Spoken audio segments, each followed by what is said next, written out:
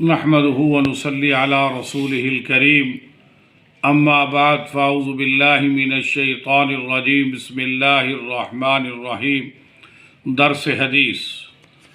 حضرت ابو ہریرہ رضی اللہ تعالیٰ عنہ سے روایت ہے کہ حضرت صلی اللہ علیہ وسلم نے ارشاد فرمایا، ایسا نہ کہو شیطان کی اس پر مدد نہ کرو۔ یہ بات آپ صلی اللہ علیہ وسلم نے اس وقت ارشاد فرمائی تھی جب ایک شخص کسی مدہوش کو جس کو حد لگائی جا رہی تھی یہ کہا، اخذاک اللہ، اللہ تعالیٰ تجھ کو رسوا کر دے۔ اس حدیث کی تشریح، اس حدیث میں ایک واقعہ ہے کہ کسی شخص نے شراب پی لی تھی۔ کبھی ایسا واقعہ بھی پیش آ جاتا ہے، کوئی نہ کوئی غلطی ہو جاتی ہے۔ رسول اللہ صلی اللہ علیہ وسلم نے حکم فرمایا کہ اس پر حد جاری کرو۔ وہ حضور صلی اللہ علیہ وسلم کے زمانے میں کسی شرابی کی حد یہ ہوتی تھی کہ کسی کے ہاتھ میں کپڑا ہے، اس نے کپڑے کے ساتھ مار دیا، کسی نے جوتا مار دیا، کسی کے ہاتھ میں چھڑی آ گئی وہ لگا دی، بس کوڑوں کی تعداد مقرر نہیں تھی۔ یہ حضرت عمر رضی اللہ تعالیٰ عنہ کے زمانے میں حضرت علی نے مشورہ دیا کہ 80 کوڑے لگائے جائیں، اور صحابہ کرام نے قریب اتفاق کر لیا۔ الغاز، اس شخص پر حد جاری کر رہے تھے تو ایک آدمی نے کہہ دیا، اخذاک اللہ، اللہ تجھ کو رسوا کر دے۔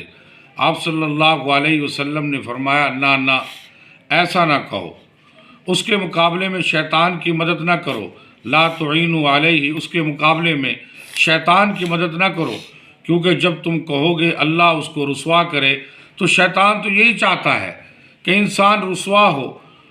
تم نے بھی گویا اس کی تائید کر دی، اس لیے یہ نہ کہو، معلوم ہوا کہ مسلمان کو بد دعا نہ دو۔